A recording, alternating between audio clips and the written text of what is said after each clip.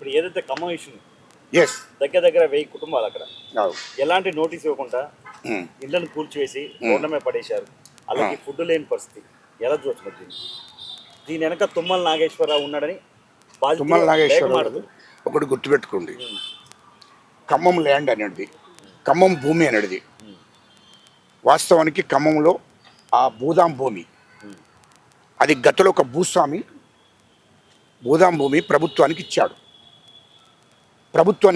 ఏమని? నిరుపేదలకు పంచండి, ఇది నిరుపేదలకు పంచండి అంటే అప్పుడు నిరుపేదలకు ఇవ్వడం జరిగింది. ఉమ్మడి రాష్ట్రంలో నిరుపేదలకు ఇవ్వడం జరిగింది. ఆ ల్యాండ్, ఆ భూమి అంతా నిరుపేదలకు 60 గజాలు 100 గజాలు ఇట్లా ఇవ్వడం జరిగింది. అది అప్పుడు ఇచ్చినటువంటి భూమికి ఏంటంటే ఇచ్చిండ్రు, కానీ దానికి కాగితాలు సర్టిఫికెట్స్ వాళ్ళకి ఇవ్వలేదు. పోయి భూదాం భూమి ఉమ్మడి రాష్ట్రంలో జరిగిన సంఘటన, అది ఇప్పుడు కొత్తగా జరిగింది కాదు.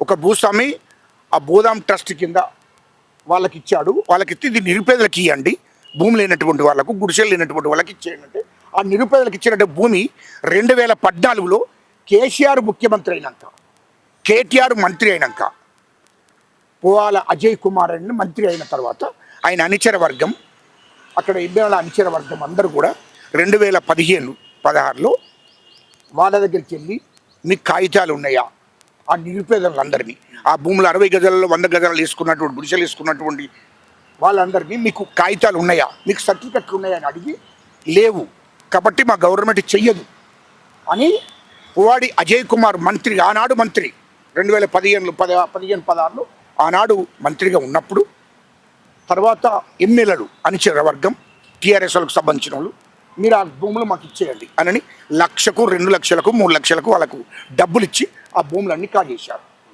మొత్తం 62 ఎకరాల భూమి మొత్తం వాళ్ళు తీసుకొని రియల్ ఎస్టేట్ చేశారు. అక్కడ రియల్ ఎస్టేట్ చేసి కోట్ల రూపాయలు వచ్చినాయి వాళ్ళకి. ఎవరికే?